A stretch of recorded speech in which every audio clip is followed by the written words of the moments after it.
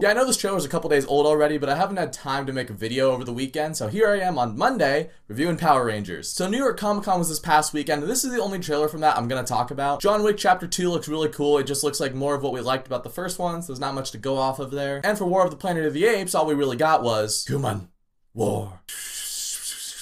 Coming soon. And that's about it. I did like the first two though, and Matt Reeves is staying on as director. He directed the last one, so that looks awesome. But it's just too early to tell. There wasn't enough footage to talk about. But the Power Rangers trailer that came out, that gave us a lot to talk about. So the trailer starts out and you get to see the Power Rangers before they're the Power Rangers. They're just going to detention. And I'm interested to see what angle they take on this, because the obvious comparison here is the Breakfast Club. But the Breakfast Club was one Saturday. These kids talk, they connect, they probably never talk to each other ever again after that. This would be like a sequel to the Breakfast Club. If the Breakfast Club stayed together, they stayed friends, even though they're from these different cliques. And I don't know if these kids are punks or if they're purposely putting themselves in detention to give them an excuse to hang out with each other. But in the theme song, when Zordon says, "Recruit some teenagers with attitude," these Power Rangers look like they have more attitude than the ones we got in the original series. So this group of outcasts, they're going hiking one night, and all of a sudden they stumble upon this big rock that has the power rings in them. And after that, weird stuff starts happening to them. Billy's like, "I'm getting these weird powers, I'm a lot stronger now." I really like that scene when the bully tried to go up and headbutt him, and it's just like headbutting a piece of iron, just and then he falls down. It reminded me of the Peter Parker and Flash Thompson fight from the original Sam Raimi Spider-Man movie, when Peter's still trying to find out his own strength. So I really like that scene. And then as they're testing out their powers, Jason, and I believe it was Kimberly or Trini, I forget which one, but they jump across that big ledge. And then on a side note, did Jason remind anyone else of Zac Efron in this trailer?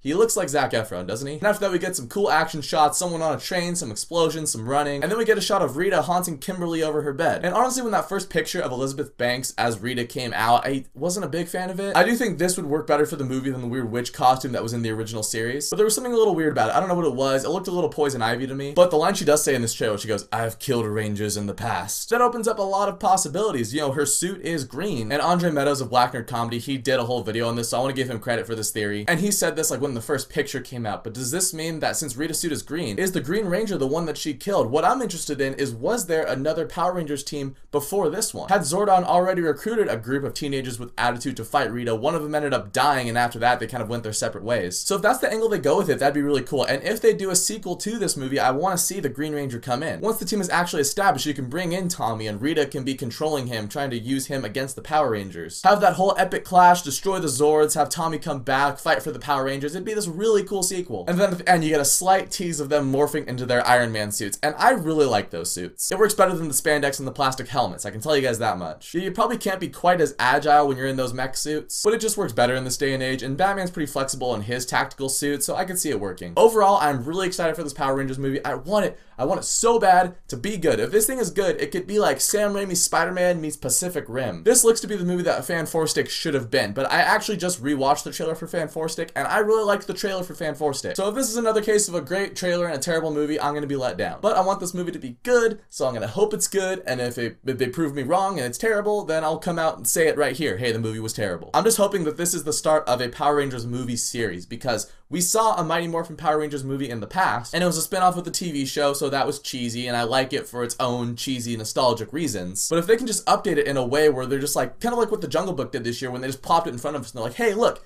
this can be a thing, this can work. If they can do that with Power Rangers, I would be so happy. So did you guys see the Power Rangers trailer? Let me know what you thought of it down in the comments section. And thank you so much for watching this video. If you liked it, you can click subscribe and check out some of my other videos, and I'll catch you guys next time.